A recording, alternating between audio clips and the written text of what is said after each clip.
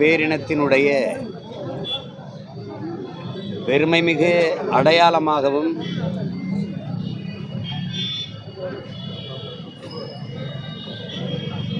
தியாகமிகு பாட்டனாராகவும் இருக்கிற எங்களுடைய முன்னவர், தமிழ் மக்களால் செக்கிழுத்த செம்மல், கப்பல் ஓட்டிய தமிழன் என்று பெருமையோடு அழைக்கப்படுகிற பெருந்தகை, இந்த மண்ணின் விடுதலைக்காக மாடு கூட இழுக்க திணறுகிற செக்கை ஒரு மனிதன் இழுத்தார் என்பதை யாரும் எண்ணி பார்க்க இயலாது.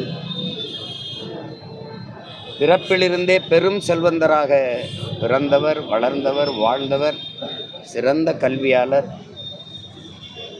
எல்லா தன் செல்வங்களையும் இந்த மண்ணின் விடுதலைக்காக, உரிமைக்காக, தமிழ் மக்களின் மானம் காப்பதற்காக விற்று, மானம் காப்பதற்காகவே கப்பலை ஓட்டிய ஒரு மானமிகு தமிழர். நாங்கள் இன்று எடுத்து வைக்கிற தமிழ் தேசிய அரசியலின் முன்னவர். அன்றே தமிழ் நேசன் என்ற இதழை நடத்தி அன்றைக்கே தமிழ் தேசம் என்பதை அடையாளப்படுத்திய பெரும் தமிழர். போற்றுதற்கும் வணக்கத்திற்கும் உரிய தியாகமிகு பாட்டனார் வ.உ. சிதம்பரனார் அவர்களுடைய நினைவை போற்றுகிற நாள் இன்று. அவருடைய தியாகம், அவருடைய அர்ப்பணிப்பு எல்லாம் இன்று மறைக்கப்பட்டு வருகிற சூழல். ஒவ்வொருவரும் வழி வழியே அவருக்கு பிறகு அவருக்கு பிறகு ஒரு மகன், அவருக்கு பிறகு பேரன் என்று இந்த நாட்டின் மிக உயர்ந்த பதவிகளை அனுபவித்து வருகிற காலச்சூழலில் இவ்வளவு ஈகம் செய்தவுடைய ஒரு தியாக மரபணியினுடைய பிள்ளைகள் எந்த பொறுப்பிலும் இல்லை, எந்த அடையாளமும் இல்லை எங்களுடைய பாட்டனாருக்கு. ஆனால் வழி வழியே வருகிற அவருடைய மானத்தமிழ், வீரத்தமிழ் பிள்ளைகள், பேரனும் பேத்திகளும் அவருடைய பெரும்புகளை போற்றி கொண்டாடுவதில் நாங்கள் பெருமை அடைகிறோம். எந்த மண்ணின் உரிமை, நிலம், வளம் களவு போய்விடக்கூடாது, பறிபோய்விடக்கூடாது என்பதற்காக இந்த நிலத்தின் மக்கள் மானத்தோடும் சுதந்திரத்தோடும் வாழ வேண்டும் என்பதற்காக தன் இன்னுயிரை ஈகம் செய்தாரோ அந்த பொறுப்பும் கடமையும் எங்களுக்கு கையளிக்கப்பட்டிருக்கிறதை உணர்ந்து களத்திலே நிற்கிறோம். எங்களுடைய வீரமிகு இந்த தியாகமிகு பாட்டனாருக்கு எங்களுடைய புகழ் வணக்கத்தை செலுத்துவதில் நாங்கள் பெருமை அடைகிறோம். தமிழ்நாட்டில் சுதந்திர போராட்ட வீரருடைய வரலாறுலாம் மறைக்கப்படுது ஏற்கனவே ஆளுநர் தொடர்ந்து சொல்லிட்டு இருக்காரு. இப்போ நீங்களும் அதே சொல்றீங்க, இப்படிதான் தொடர்ந்து மறைக்கப்பட்டு இருக்காங்க. அது ஏற்கனவே நான் சொல்லிட்டேன். இது திராவிட கட்சி ஆட்சிகள் திராவிடம் என்பதை தமிழருடைய அடையாளங்களை மறைக்க கொண்டு வரப்பட்ட ஒன்று. இப்போ உதாரணமாக எங்களுடைய வீரப்பெரும் பாட்டனார் அருள்மொழி சோழன் கட்டிய பெருவுடையார் கோயிலை திராவிட கட்டிடக்கலை என்று சொல்வார். 2600 ஆண்டுகளுக்கு முன்பு வாழ்ந்த தமிழ் மக்களினுடைய நாகரிகத்தை தோண்டி எடுத்தால் கீழடியிலே அது திராவிட நாகரிகம் என்பார், அவர்கள் இந்திய நாகரிகம் என்பார். தமிழருடைய நாகரிகத்தை, வாழ்வியலை தமிழர் நாகரிகம் என்று சொல்வதற்கு அவர்களுக்கு வாய் வராது. பெரியாருக்கு பின்பிருந்துதான் எங்களுக்கு பெருமை, அடையாளம் எல்லாம். பெண்ணிய உரிமையா, மானமா, எல்லாம் கல்வியா, எல்லாமே அவருக்கு பிறகுதான் என்றுதான் கற்பிப்பார். எங்கள் முன்னவர்கள் எதையுமே செய்யவில்லை என்பது போல மறைப்பார். வல்லபாய் பட்டேலை தூக்கி பிடித்தவர்கள் ஆளுநர் R.N. ரவியின் கூட்டத்தினர், அதை அனுமதித்தவர்கள் திராவிட கூட்டத்தினர். இவ்வளவு ஈகம் செய்த எங்கள் பாட்டனாரை மறைத்து வல்லபாய் பட்டேலை தூக்கி கொண்டாடுவார்கள். பீரங்கி குண்டுகளை எதிர்த்து, துப்பாக்கியின் தோட்டாக்களை எதிர்த்து, வாளையும் வேலையை மேய்ந்து வீரவேல் வெற்றிவேல் என்று முழக்கமிட்டு போரிலே பாய்ந்து மாய்ந்த எங்களுடைய முன்னவர்கள் பூலித்தேவன், தீரன் சின்னமலை, அழகுமுத்துக்கோன், பெரும்பாட்டன்கள் மருதுபாண்டியர்கள், வீரப்பெரும்பாட்டியார் வேலு நாச்சியார், பெரும்பிடுகு சுவரன் மாறன் என்கிற முத்தரையர், இந்த எண்ணற்ற பண்டார வன்னியன் என்ற பெருமக்கள், தமிழின முன்னோர்கள் ஏராளம், சுந்தரலிங்கனார், வெள்ளையத்தேவன் என்று பல வீர மறவர்கள். இவர்கள் எல்லாவற்றையும் மறைத்து வீரம் என்றாலே எங்களுக்கு வரலாற்றில் மராட்டிய மன்னன் சிவாஜி தான். எங்கள் பாட்டி வேலுநாச்சியார் பிறந்து இறந்து 85 ஆண்டுகளுக்கு பிறகுதான் மணிக்கர்ணைங்கிற பெண்ணை பிறக்கிறார். இளம் வயதில் திருமணம் முடித்து போனதால் அவர் லக்ஷ்மி பாய் என்று அழைக்கப்படுகிறாள். கணவன் இறந்ததால் சான்சி ராணி, அந்த நாட்டுக்கு அந்த பகுதிக்கு அவள் அரசியானதால் சான்சி ராணி என்று அழைக்கிறார். அவருக்கு வாரிசு கிடையாது, அதனால் இவள் விலையை மன்னராக அரசியாக ஆகிறார். ஆனால் இன்றும் வரலாற்றில் எங்களை படிக்க வைப்பது தென்னாட்டின் சான்சி ராணி என்று தான் எங்கள் பாட்டியை அழைக்க வைக்கிறார், படிக்க வைக்கிறார். இது எவ்வளவு பெரிய வரலாற்று பிழை! சான்சி ராணியை நீங்கள் வடநாட்டின் வேலுநாச்சியார் என்று தான் கற்பித்திருக்கிறோம். அப்போ வல்லபாய் பட்டேல் அவர் செய்த ஈகத்தில் எந்த அளவில் எங்கள் பாட்டனாருடைய தியாகம் குறைஞ்சு போனதுன்னு சொல்லு. அவர் செய்த தியாகத்திற்கு இணையாக இந்திய பெருநிலத்தில் எவனாவது செஞ்சிருக்கானான்னு சொல்லு. ஆனால் அவருக்கு என்ன பெருமையும் பேரும் இருக்குதுன்னு பாருங்க, ஒன்றும் கிடையாது. அது ஒன்றும் சொல்கிறதுக்கு இல்லை. நீங்கள் வந்து அங்கேருந்து வருவாங்க, அப்போ பிரணாப் முகர்ஜி இருக்கும்போது இங்கே வந்து ஒரு அர்ஜுனான்னு கப்பலை நாட்டுக்கு அர்ப்பணிக்கிறேங்கிறாரு. அவரே சொல்கிறாரு, கப்பல் படையின் முன்னோடி அரசேந்திர சோழன். ஏன் அவன் பேரை வைக்கல? இந்த நாட்டு விடுதலைக்காக கப்பல் ஓட்டி ஏன் பாட்டன் தியாகமிகு பாட்டனர் வஉசி பேரை ஏன் வைக்கல? அர்ஜுனான்னு ஏன் வைக்கிற? ஒரு ஏவுகணைக்கு வேணா வை, அவர் வில்லில் சிறந்தவராக இருந்தார், ஏவுகணைக்கு அர்ஜுனான்னு ஒரு ஏவுகணை வச்சுட்டு போ. கப்பலுக்கு முன்னோடி ஏன் பாட்டன் தானே, அரசேந்திரன் தானே. கப்பலை ஓட்டி இந்த நாட்டின் விடுதலைக்கு சுதேசி கப்பலை ஓட்டியவன் என் பாட்டன் வஉசி தானே, அவன் பேரை வைக்கணும்ல. அப்போ நீ தானே மறைக்கிற, நீ மறைக்கிற, அதை ஏற்கிறான். நான் பேசுகிறது அன்னைக்கு பேசியிருக்க வேண்டியது யார்? அதிகாரத்தில் இருந்தது யார்? இந்த திராவிட கோஷ்டிகள் தானே. நீ பேசியிருக்கணும் இல்லையோ, வச்சா வஉசி பேரவையில் அரசேந்திரன் பேரவையா அந்த விழாவிலே பேசுகிறார்.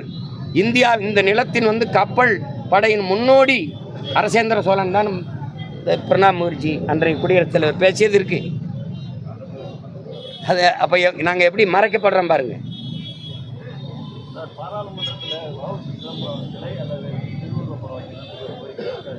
திருவுருவ படம் இங்கெல்லாம் படம் தான் வச்சிருக்கீங்களா, சிலை வச்சிருக்கீங்களா? இங்கே என்ன வச்சிருக்கீங்க?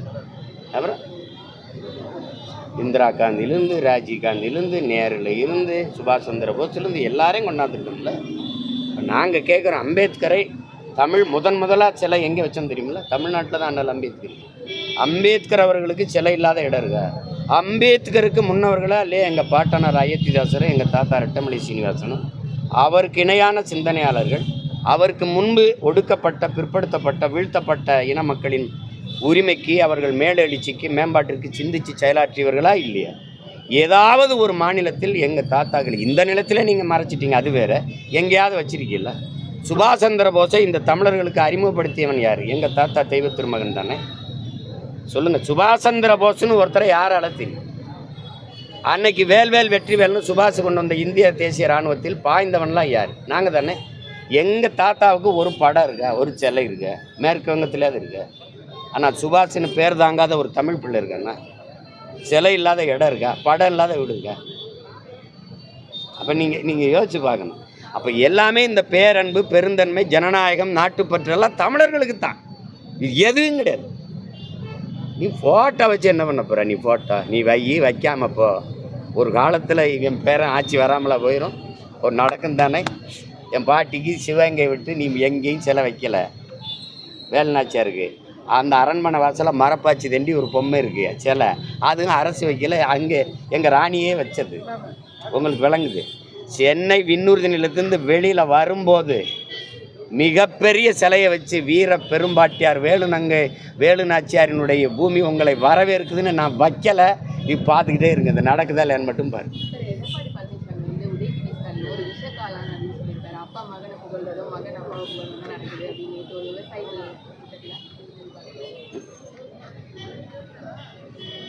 சரி, ஒருத்தரை அவங்க பாராட்டிக்கிட்டு, இப்போ நீங்களே பாருங்கள், நாட்டின் முதல்வர் நான் போகிற இடங்கள்லாம் சூப்பர் சூப்பர் என்று சொல்கிறார்கள். திராவிட மாடல் ஆட்சி சூப்பர் என்று சொல்கிறார்கள். எங்கூடவும் ஒரு தடவை வாங்க, நானும் ஆய்வுக்கு போகிறேன். இந்த மனுக்களை கொடுத்து கவலையோடும் கண்ணீரோடும் கதறதை ஒரு தடவை கேளுங்க. அதையும் கேளுங்களே. ஆட்சியாளர் வந்து தன் ஆட்சி சிறப்பாக இருக்குன்னு சொன்னார்னா அது கொடுமையாக இருக்குன்னு அர்த்தம். மக்கள் சொல்லணும், நாடும் மக்களும் ஏடும் போற்றணும். ஏடு போற்றும் வாடகை வாய்கள் பேசும். ஏன்னா நீங்களே எல்லாத்தையும் வச்சுருக்கீங்க பேசும். மக்கள் உங்களை அவங்க ஊடகம் போற்றுது, மக்கள் தூற்றுகிறார்கள். நீங்கள் காசு கொடுத்து கொண்டு வந்து தட்டில் பூக்களை வைத்து இரு ஓரமும் மக்களை நிறுத்தி வச்சு அவங்களா வராங்களா?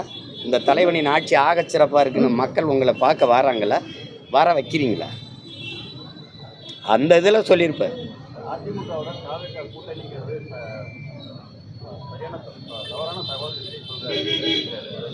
யார் சொல்றது?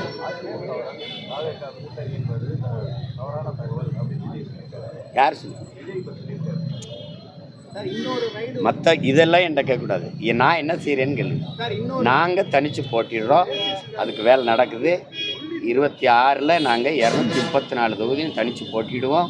அதில் 117 பெண்களுக்கு வாய்ப்பு கொடுப்போம், 117 ஆண்களுக்கு, 100 இளைஞர்களுக்கு, இளம் பெண்கள் நிறைய வாய்ப்பு கொடுக்குறோம். நீங்கள் பாருங்கள். அதை நீங்கள் என்னகிட்ட கேட்கணும், என்ன செய்யணும்? அவரோட போகிறாரு, இவரோட போகிறாரு அப்படின்னா இந்த காரை அன்னைக்கு அவன் வச்சுருந்தா கரகாட்டத்தில் வரல, இப்போ யார் வச்சுருக்காங்கிறதெல்லாம் அந்த நகைச்சுவையெல்லாம் நான் செஞ்சுக்கிட்டு இருக்கேன். எடப்பாடி பழனிசாமி வந்து கூட்டணியை பலப்படுத்தும், இன்னும் பல கட்சிகள் வர இருக்காங்க. அது ஒரு நம்பிக்கை தானே. நான் தான் இப்போ தான் சொல்கிறேன் தனித்து போட்டிட்டுன்னு. நீங்கள் கூட்டணிக்கு போகிறீங்களான்னு. தம்பி, கூட்டணி என்பது தற்கொலைக்கு சமம்ங்கிற கோட்பாடை கொண்டவன் நான். அடுத்தவர் தோல் மேலே ஏறி நின்று நான் உயர்ந்தவன் என்று காட்டுவதை விட, பாருங்க தம்பி, தனியாக நின்று உண்மையான உயரத்தை காட்டுவது மேலானது என்ற கோட்பாட்டை கொண்டவன் நான். என் கால்களை நம்பிதான் என் பயணங்கள் தொடங்கப்பட்டது, தொடர்கிறது. அடுத்தவர் கால்களை நம்பி என் லட்சிய பயணத்தை தொடர முடியாது, தொடங்கவும் முடியாது. ஏன்னா நான் திருப்பூர் போகணும்னா அவர் திருப்பதி போயிட்டாருன்னா சிக்கலாயிரும். விளங்குதா? அதனால் எங்கள் கால்களை நம்பி தான் எங்கள் லட்சிய பயணம். அது தொடங்கியிருக்கு, தொடருது, தொடரும். அவ்வளோதான். வேற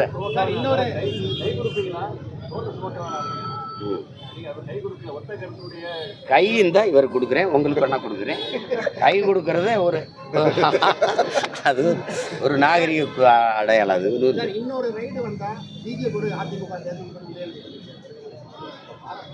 அவருக்கு ரைடு வருது, உங்களுக்கு ஏன் ரைடே வரலை? தம்பி, கேள்வியை கேட்டு அங்கிட்டு திரும்பிட்டீங்கன்னா அப்படி. அவருக்கு ரைடு வந்தால் உங்களுக்கு ரைடு ஏன் வரலை?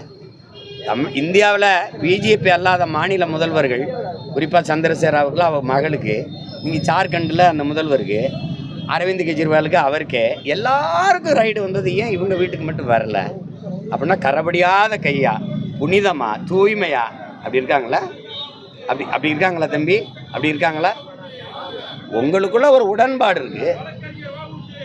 அதனால் சும்மா வந்து நீங்கள் அங்கே போனால் நீங்கள் உங்களுக்கு ரைடு போட்டால் ஏன்னா உங்களுக்கு வராது. நீங்கள் ஏன்னா கப்பம் சரியாக கட்டிக்கிட்டு இருக்கீங்க. அதானே மறைமுகம் கள்ள உறவுகள், ரொம்ப நல்ல உறவு, நேரடி கூட்டணி. நான் கேட்குறதுக்கு பதில் சொல்லுங்கள். நீங்கள் எதிர்க்கிறீல்ல, பாரதிய ஜனதா ஆளுகிற மாநில முதல்வர்களை பிரதமர் அவர் எளிதாக சந்திக்கிறாரா? எந்த மாநிலம் பாரதிய ஜனதா ஆளுகிற மாநிலத்தின் விளையாட்டுத்துறை அமைச்சரை பிரதமர் சந்திச்சிருக்காரா? இல்லை. உடனே காலையில் மகனை சந்திக்கிறார், மாலையில் அவரை சந்திக்கிறார், மாலையில் அப்பாவை சந்திக்கிறார், காலையில் மகனை சந்திக்கிறார். ஏதோ போகிறீங்க, பொண்ணு எடுத்த சம்மந்தி மாதிரி போய் சந்திச்சுட்டு வரீங்களே, அது மறைமுகமாக நேரடியா? அப்புறம் முதல்வர் பேசினாரா இல்லையா? ஐயா கருணாநிதி அவர்களுடைய காசு வெளியீட்டு விழாவில், அந்த காசு நாணய வெளியீட்டு விழாவில் நீங்கள் அம்மையார் ஜெயலலிதாவுக்கு வெளியிட்டீங்க கூட்டணியில் இருக்கும்போது. ஆனால் பாரதிய ஜனதா வரலை. கூட்டணியில் இருக்கும்போதே வரலை. நாங்கள் கூட்டணியில் இல்லை, ஆனால் எங்களுக்காக ராஜ்நாத் சிங் வந்து வெளியிடுறாங்க, அந்த அரசை வெளியிடுது எங்கள் அப்பாவுக்கு காசு அப்படின்னு. இதிலிருந்து தெரிஞ்சுக்குங்க, கூட்டணி வைத்திருந்தும் வரலை பிஜேபி, கூட்டணி வைக்காமலே வருது திமுகவுக்கு. இப்போ யார் ரொம்ப நெருக்கமான கூட்டணிங்கிறது நீங்கள் தான் புரிஞ்சுக்கணும். நெருக்கமான உறவு யாருன்னு புரிஞ்சுக்கணும். நீங்கள் இப்படி கேள்வி வைக்கிற அளவுக்கு இருக்குது. நீங்கள் இதையெல்லாம் போடுவீங்க, என் பாட்டனை பற்றி நான் பேசுகிறத போட மாட்டீங்க. ஏன்னா அவருக்கு டிஆர்பி ரேட் இல்லைன்னு நினைப்பீங்க. உங்களுக்கு ஏதாவது நடிகரை பற்றி, நடிகையை பற்றி பேசணும், விட்டுருங்க. ஆகப்பெரிய தியாக பெரும் பாட்டன், என் பாட்டனை பற்றி நான் சொன்ன செய்தியை தயவு செய்து போடுங்க. நன்றி, வணக்கம்.